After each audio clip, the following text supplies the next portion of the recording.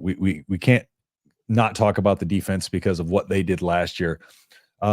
We got guys in like Stephon Thompson, who played at Syracuse under Tony White. You have Nash Hutmacher, Ty Robinson coming back. Nash Hutmacher, of course, going into wrestling. I've shared my thoughts about that. Wrestling being the hardest sport, in my opinion, to just compete at, train for. Those guys are the hardest workers, in my opinion, in any sport. And I do boxing, but wrestling is, those guys work hard. They grind hard. Nash Hutmacher is going to be in amazing shape. Not only that, you learn in wrestling how to use your leverage, how to use your body, and how to balance. So he's going to be much better. What are you most excited for on this defense? Defensive line, baby. Defensive line.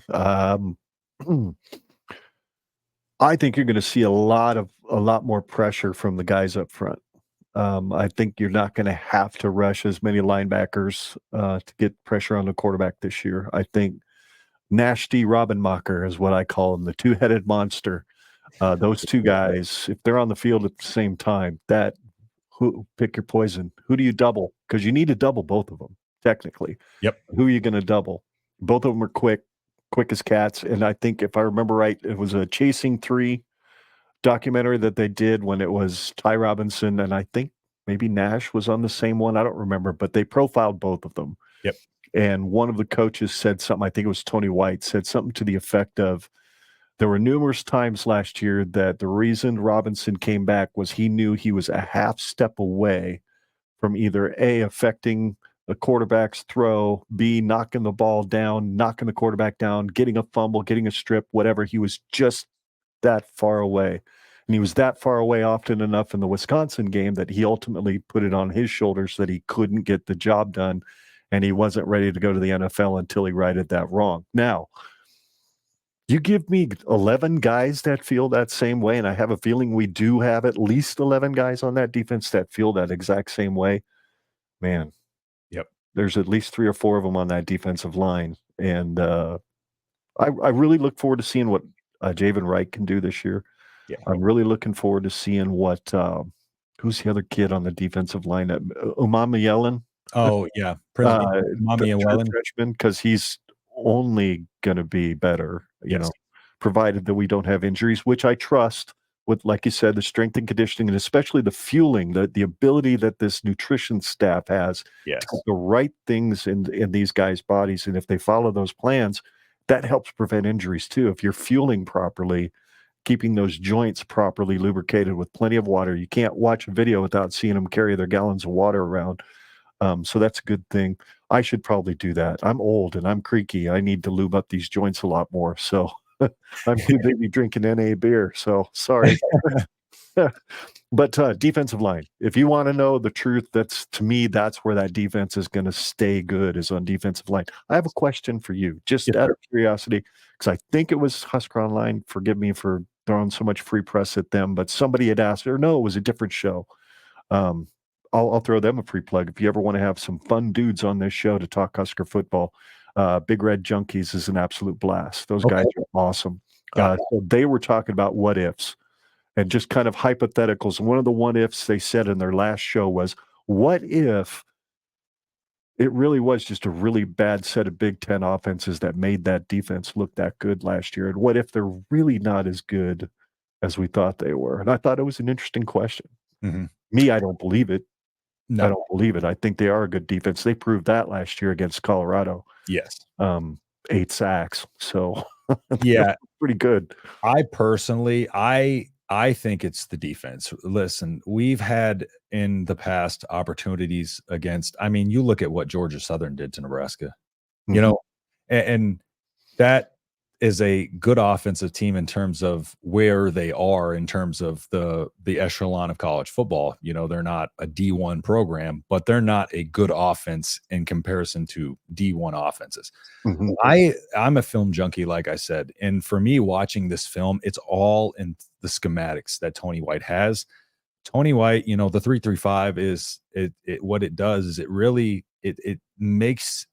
it gives you the ability to keep up with these spread fast offenses now. It replaces a defensive lineman with a defensive back. And so that way you get a little bit more speed, a little bit more athleticism.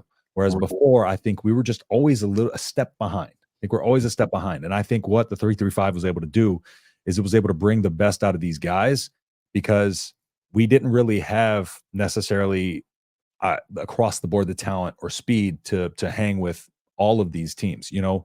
And I do think the Michigan game got a little bit out of hand, but if you look at that game too, that game was over from the start because we turned the ball over almost immediately. They had 14 points on us before so you know that game is an outlier in my opinion, but you can't sit there and be this consistent on the run defense with a 3-3-5 defense against albeit some good run teams with good offensive lines. You can't take that away from the Big Ten. They are good offensive lines, but it's all schematics. What he does is he brings a million different looks, and that's what the 4-3, the 3-3-5, those defenses are designed to be able to cause confusion and to be able to keep up with whatever you're going to throw at them. But you have to be very creative in how you do your stunts, or you can be gashed in the run game. So the fact that not only were we able to, you know, have a top 25 defense, but as good of a run defense as we had in the Big Ten with the 3-3-5, to me, that's great schematics. That is a coach who knows how to play to his defense strengths. And I think more so this year, you know, look at Tommy Hill. I did a video on Tommy Hill yesterday. Tommy Hill was one of and I compare him to Kool-Aid McKinstry, who went 41st overall in the draft, and Kamari Lassiter, who went 42nd in the draft, right behind Cooper DeJean, who was 40th. Now, Tommy Hill's PFF grade in coverage was right there with them. They were literally back to back to back in terms of, and Tommy Hill being a junior who was spread out between wide receiver and cornerback. Now, you put last year, as the season went along, he played more and more cornerback. His PFF grade in 2022 was 60. His PFF grade last year was, I think it was like 87, which is a huge jump. Okay, so you look at something like that. Tommy Hill's the same player, you know, he was the previous season, albeit, you know, he developed more. But I think what it is that right there shows that this staff had the ability to identify the talent and bring the best out of these guys, because Mickey Joseph wanted Tommy Hill to play wide receiver. You know, Mickey Joseph at the Rutgers game had him out there for wide receiver depth. But, you know, they saw that Tommy Hill was much better as a defensive back. And look what happened. They threw him out there, and now he's going to be the cornerback one after last season. Coming into the year, he wasn't even projected to be on the depth chart at the cornerback position most of the year. And now he's a locked and loaded cornerback one of the top coverage guys in the country, and 24/7 has him rated as one of the most underrated players in college football. And so I think that's just a testament to the staff and you know, Tony White's ability to bring the best out of these guys. And I think he's just done a superb job of that. Well, and there's a reason why everybody's coming after Evan Cooper.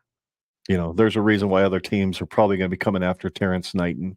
Yes. You know, there's a reason Rob Dvorak, in my mind, should be, if Tony White takes a hike after this season, you know, Knighton or Dvorak seem to be the guys that naturally should fill that DC role. Just because their leadership they know Rule as well as anybody could possibly know Rule and how to do things the way Rule wants to do them. Because Rule's one of those guys, he doesn't take a dump without having a plan. Yes. Right. I mean, he has everything figured out exactly the way he wants it to be, and he hires people to fit that. 100%. And man, I don't know. Darn it. It's starting to flow over here. A question for you real quick. Yes, sir. What part of the defense has you most excited? Is it the defensive backs? Is it the guys like Tommy Hill? For me, it's obviously defensive line and who backs up Isaac Gifford. That's the next really important player to me, is who's going to be the guy that fills that Isaac Gifford spot if he happens to go down for a game or two. Yeah. DDR, let me know. Let me know if this sounds good, by the way. I'm not sure if that's in reference to my audio. Just let me know. But the one thing that concerns me, the reason the cornerback position is a bit of concern to me, I love cornerbacks, breaking down cornerbacks, because cornerback is, in my opinion, one of the hardest positions to play on the field. But there's not a lot of depth there. That's my only concern there. In terms of what I'm most excited about, I think it's probably, I don't want to say the defensive line. You already said that. You know, I am excited to see our defensive line, because the defensive line takes the pressure off of everybody behind them. And the sacks that we got last year, now we can start hopefully forcing those into turnovers, because that's one place we struggled last year. But Stephon Thompson, I nerded out over his film. I did one of my first film breakdowns on this channel with Stephon Thompson over from Syracuse. I'm excited about this linebacker core, and just because the way it's going to work with the 3-3-5, you know, these guys are rotating everywhere. You have Stephon Thompson, who is a smaller linebacker, who's also going to rotate down to the edge and be able to speed rush. And you have, you know, all of these guys are going to be rotating through these different positions. And I think the linebacker is the most flexible in terms of where they're going to go. And so just seeing the linebacker room be as strong as it is, and actually being able to see these guys develop another year and bringing on a guy like Stephon Thompson, who has already played under Tony White in Syracuse, and just seeing that dynamic in year 2, because the linebacker room was good last year, but I just taking that leap and adding Stephon Thompson's leadership to that, I am really, really excited to see this linebacker room. And, you know, like I said, everybody's moving everywhere. The linebackers are going to be moving to DB. DBs are going to be moving down. You have your guys like Bly Hill, who are the size of a cornerback, who are going to be your cornerbacks. Tommy Hill. Those guys have length. You know, they're taller, they're leaner. Those guys are going to be quarterbacks. But you got your safeties and your linebackers, and all those guys are going to be moving all over the place. You got your jacks, you got your rovers. They're also going to be coming down off the edges. So linebacker to me is a must in this system, because those are the guys who are going to be coming up and filling the gaps and stopping the holes as you try to stop these run games. So the linebacker has to be a strength of the 3-3-5. You have to have a variation of bigger linebackers, but you also have to have them smaller, faster outside linebacker types. And typically in the 3-3-5, it favors the smaller guys. So you can typically have a smaller set of linemen, defensive linemen, and linebackers because of the way it's utilized. Who do you see? That's great points. All absolutely. Who do you see stepping in and really kind of making it their own? The role of Nick Henrik and Luke Reimer. Who do you see? Who are the two guys you see jumping up into those spots? That's a good question. Is that a Thompson? Is that a Vincent Shavers? I mean, he's a true freshman. I know we've got some guys behind him that are pretty good. Is that somewhere like Buda Wright? Does he jump up into something like that? So I think personally, I just taking away, looking at, not even looking at freshman, sophomore, junior, senior, because I don't think Matt Rule cares about that. Right. From what we've heard about guys like, you know, Shavers, and for me, Stephon Thompson's definitely going to be there. I think Stephon Thompson's going to be a best linebacker. But I definitely think that Vincent Shavers is going to have a significant role there. And, you know, Javen Wright, 6'5", like Javen Wright's he showed himself last year just how good he can be. And so I'm expecting, but I think it's going to be a lot of rotation at the linebacker position. So, but I think it's going to be going to be a rotation of the guys you said, but I think it's mainly going to be your Stephon Thompsons, maybe your Javen Wrights, but Vincent Shavers is going to be such a huge part of this team, because we've heard nothing but good things about him since he came on. And Matt Rule doesn't care what year group you are. He doesn't care if you're a freshman or sophomore. If you're there doing what he wants you to do every single day, if you're there and you know how to play the game of football and you're doing things the right way, he's going to put you on the field. If you can play, you can play. Exactly. And obviously there was like 25, 26 players last year on defense that saw significant snaps. None of us expected that. That's what they did, and they were good. All 26 of them, obviously, to end up with the 11th overall defense at the end of the year, something like that, 12. So, yeah, I'm fired up. I'm fired up to see where it goes this year, second year under Tony White. Yes. Every team's supposed to make a jump in the second year. That includes the defense. That should include the offense. The Roulade's flowing over on this side of the conversation for sure.